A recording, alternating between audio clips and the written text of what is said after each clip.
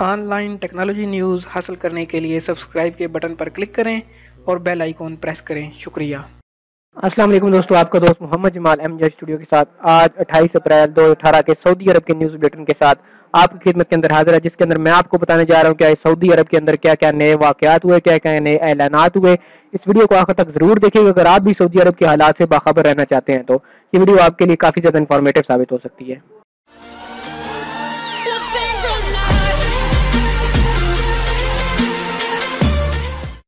جی تو سب سے پہلے یمن کے لیے شاہ سلمان مرکز کی امداد کی خبر سے شروع کریں گے۔ شاہ سلمان مرکز برائے امداد و انسانی خدمات نے یمن کے المقلا شہر کے باشندوں کی مدد کے لیے 10 ٹرک بھیج دیے۔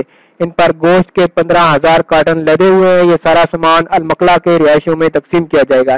اس سے 2,70,000 افراد فیضیاب ہو سکیں۔ نجی اداروں میں قومی لباس کی پابندی پر عمل درآمد شروع۔ گورنر مکہ مکرمہ شہزادہ خالد الفیصل کی ہدایت پر گورنریٹ کی خصوصی ٹیم نے نجی اداروں اور کمپنیوں میں کام کرنے والے سعودیوں پر عائد کی جانے والی قومی لباس کی پابندی کا نفاذ کرنا شروع کر دیا۔ گورنریٹ کے ترجمان سلطان الدوسری نے بتایا کہ اگر کوئی شخص کام کی نوعیت کے باعث قومی لباس ضبطان کرنے میں دشواری محسوس کرے تو اسے استثناء دیا جا سکتا ہے۔ اس کے لیے اسے باقاعدہ درخواست دینا ہوگی۔ وزارت محنت مکہ مکرمہ شاخ درخواست نمٹائے گی۔ ڈاکٹروں، نرسوں، سیکورٹی گارڈز، انجینئرز اور ورچی خانوں کے کارکن قومی لباس کی پابندی سے مستثنیٰ ہوں گے۔ نجران پر ایک اور سعودی فضائیہ نے میزائل حملہ ناکام بنا دیا۔ سعودی فضائیہ نے ایران کے حمایت یافتہ حوثیوں کی جانب سے نجران پر داغے جانے والے ایک بیلسٹک میزائل کو جمعہ کو ہدف تک پہنچنے سے قبل ہی فضا میں تباہ کر دیا۔ میزائل حملے سے کوئی جانی یا مالی نقصان نہیں ہوا۔ سعودی فضائیہ نے میزائل کو فضا میں ہی تباہ کرنے کے لیے انتہائی مؤثر کارروائی کی تھی۔ اسیر میں شراب کشید کرنے والے گرفتار۔ اسیر ریجن کی پولیس نے ابہا شہر میں آبادی سے باہر چھاپا مار کر شراب بنانے والی بھٹیاں اور وہاں موجود شراب کی بوتلیں اور ڈرم برآمد کر لیے۔ شراب کشید اور فروخت کرنے والے غیر قانونی تارکین وطن کو گرفتار کر لیا۔ سعودی عرب 15 برس میں کثرت سے بارش اور برفباری والا ملک بن جائے گا۔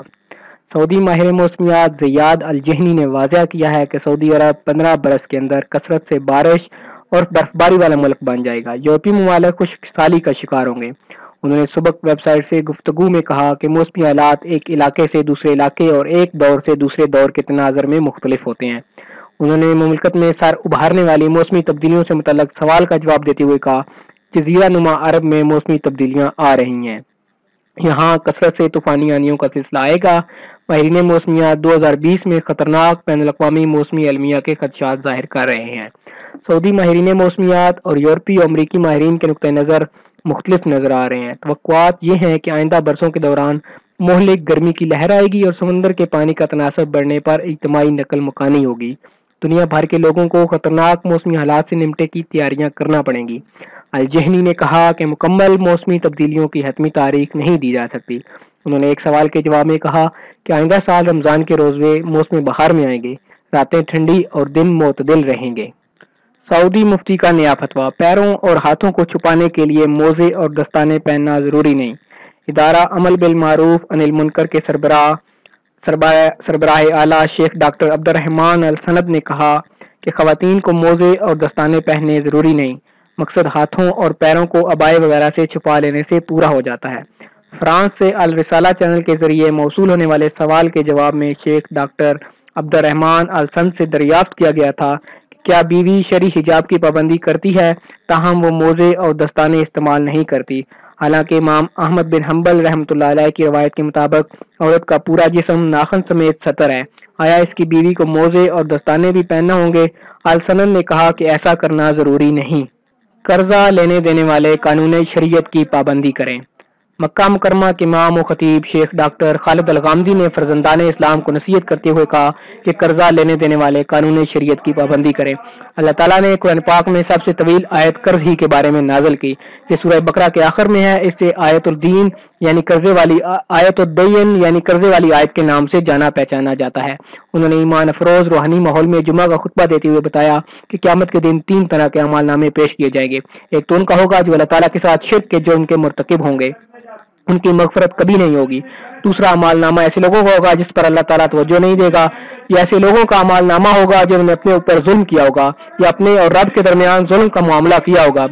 تیسرا اعمال نامہ ایسے افراد کا ہوگا جس پر اللہ تعالیٰ اس وقت تک معافی نہیں دے گا تا وقت کے بندے ہی معاف نہ کر دیں. یہ بندوں کی جانب سے بندوں کی حق تلفی والے اعمال نامے ہوں گے. اللہ تعالیٰ جب تک دادرسی کرنے والے بندوں کو انصاف نہیں دلائے گا اس وقت تک یہ اعمال نامے بند نہیں ہوں گے. 2 اسرائیلی جاسوسوں پر مقدمہ. ریاض سعودی عرب کی فوجداری عدالت اسرائیل کے 2 اربوں پر سعودی عرب کے خلاف جاسوسی کے الزام میں مقدمہ چلائے گی. ان دونوں نے مملکت کے خلاف اسرائیل کے لیے جاسوسی کی تھی. فوجداری کی عدالت 1434 ہجری کے آخر میں ایک اردنی شہری کو جاسوسی کا الزام ثابت ہونے پر 9 برس قید کی سزا سنا چکی ہے اور اس کی بے دخلی کا بھی حکم دیا گیا تھا.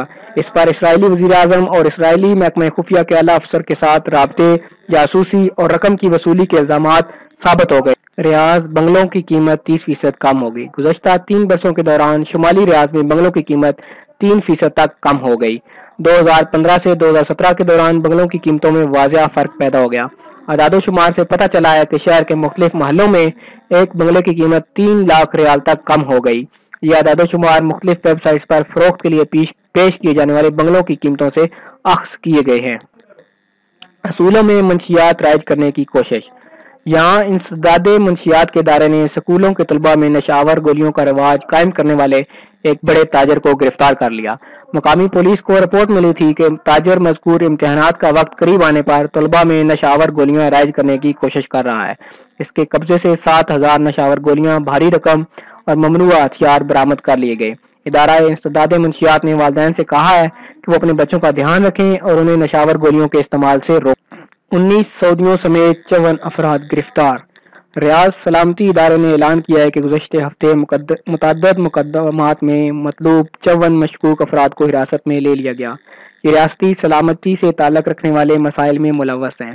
8 ممالک سے ان کا تعلق ہے. تفصیلات کے مطابق ان میں 19 سعودی، 11 سوڈانی، 3 مصری، 3 یمنی، 2 شامی ہیں، جبکہ کینیڈا، ترکی، لبنان، ایریٹریا اور کرغیزستان سے ایک ہیں. ان سب سے پوچھ گچھ کی جا رہی ہے.